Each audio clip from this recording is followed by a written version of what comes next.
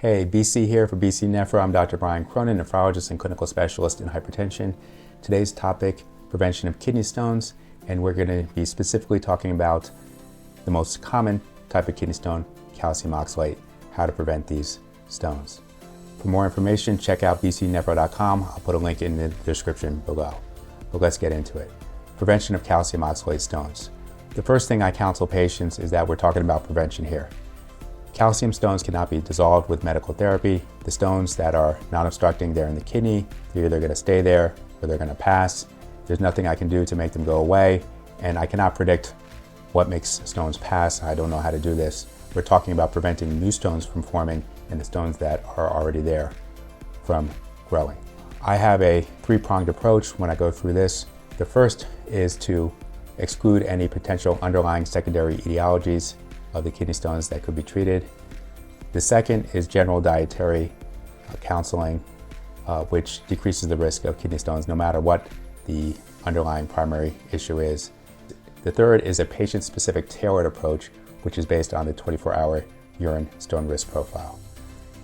So first, rule out underlying secondary causes of kidney stones.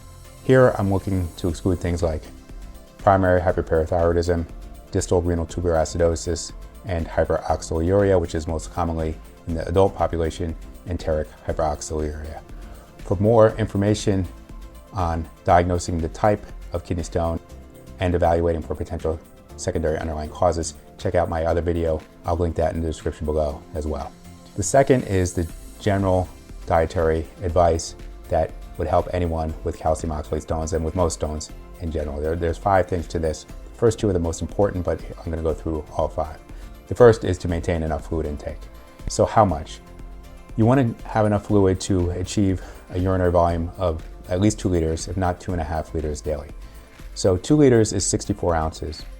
And since everything that we drink doesn't come out in the urine, you might sweat or the body may use it for other reasons, I recommend 2.5 liters, which is 80 ounces a day. What type of fluid? I recommend water. In my opinion, nothing is better than water. Some people read or are told that citrus drinks, orange juice or lemonade may be better. It is true that citrate is a stone inhibitor, but the amount of citrate that comes in these juices is nominal, and it also comes with sugar and calories, which in my mind is not worth it. So if someone finds water too bland and wants to flavor it with Crystal Light or have a juice or lemonade mixed in every once in a while, that's fine, but the mainstay is water. The second most important thing that I counsel patients is to restrict dietary sodium. High urinary sodium is a cause of hypercalciuria. I counsel patients that when sodium passes through the kidney, it drags calcium with it, and the only way to decrease the amount of sodium that passes through the kidneys is to decrease the amount in the diet. Since 2/3 to 3/4 of the sodium in our diet is already from processed foods, already added to the food, this is going to involve limiting processed food and reading labels. How low should you go with dietary sodium? The recommendation is less than 100 millimoles, which turns out to be 2.3 grams. So a dietary sodium restriction of less than 2.3 grams is what we're aiming for. Third is moderation of dietary animal protein. Like sodium, animal protein metabolites, when they pass through the kidney, are a cause of hypercalciuria. In my mind, I just counsel the patients on moderation. The recommendation is less than 0.8 to 1.0 grams per kilogram per day, which is not a severe dietary protein restriction, but we're looking at portion sizes and avoiding very high dietary protein intake. Fourth is avoidance of high oxalate foods. Now, this is something which I don't think is terribly helpful in most cases. If you have very high oxalate foods, you can increase urinary oxalate, but most of the oxalate that comes in the urine is produced endogenously and doesn't come from diet. Only 5 to 10% of dietary oxalate ends up being absorbed, so there's a limit to dietary restriction, how much it can decrease the urinary oxalate. So I'm typically saying just stay away from the foods that are really high in oxalate, things like spinach and other green vegetables. There's certain nuts, rhubarb and things like this. And if they happen to have something like this, take it with an extra glass of water.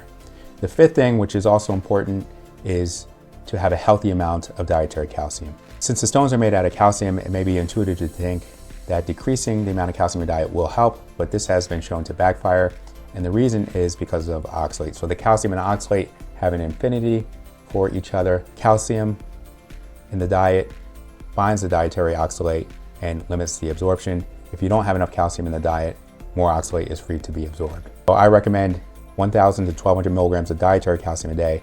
I discourage calcium supplements as I believe more of this calcium gets absorbed into the system. If someone has to take a calcium supplement, I advise them to take it with their largest meal, and calcium citrate may be preferable to calcium carbonate. If someone has osteopenia and wants or needs to take something for their bones, I recommend vitamin D3, which in standard doses I do not believe causes hypercalciuria. So that's the standard dietary approach. Now we're going to get into the targeted approach from the 24-hour urine stone risk profile. Before I get into that, if you're finding this informative and useful, please share it with someone else who you think might benefit, might learn from it. It's spreading the message this way that helps the channel and helps get the message to more people. The 24-hour urine stone risk profile is going to be the most informative, and it allows me to really specifically target both diet and decide on medication management. This test is going to give you a supersaturation not only of calcium oxalate but also of calcium phosphate and uric acid, which gives you your overall risk of stone formation. Now for calcium oxalate, there's a number of factors that contribute to increased risk, increased supersaturation. These include low urine volume, hypercalciuria, high urine oxalate, and hypocitraturia. So I'm looking at these factors. So if the urine volume is less than 2 liters, I can specifically counsel the patient how much extra water they should drink. 8 ounces for every 250 mLs less than 2 liters, extra water to try to hit that target of 2 liters.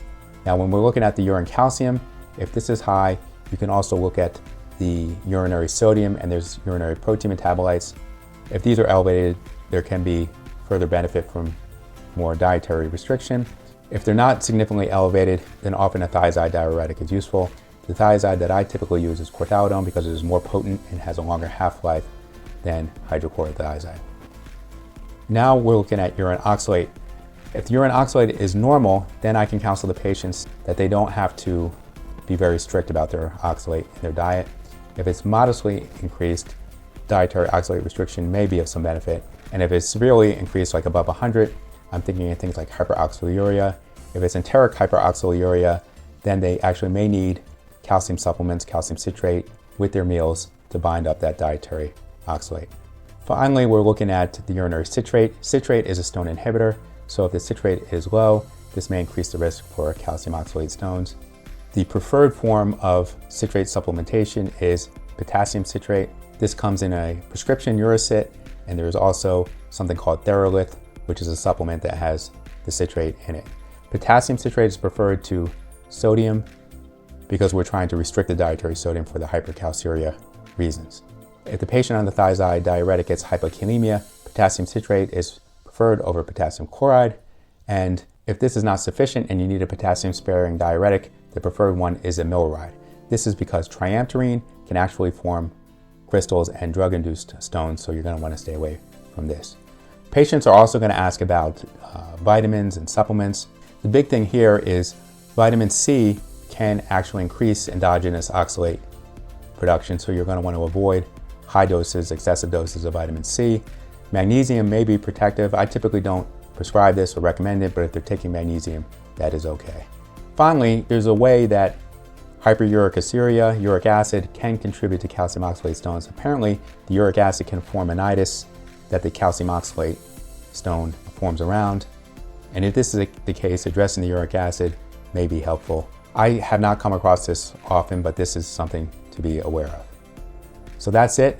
Thanks for watching my approach to treatment, both diet and medications of calcium oxalate stones. If you made it this far, you might as well hit like and subscribe. Please comment with your questions. It really helps get this message to more people. And until next time.